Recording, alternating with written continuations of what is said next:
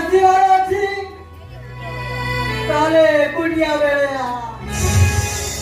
ଏମିତି ଗହଳି ଭିତରେ ଲୋକଙ୍କ ମଝିରେ ଆଜି ତୁ ପରିହାସ କରିବି ରେ।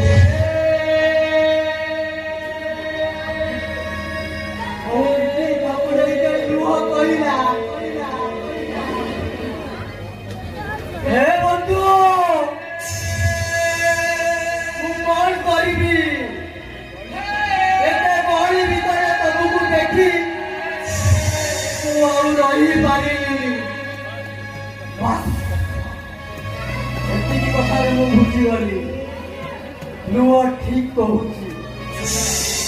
ମୁଁ ଏକା ଏ ମରୁଭୂମି ନିର୍ଜନତାରେ ମୁଁ ଏକ ବାଟ ବୁଲା ବାଟୋଇ।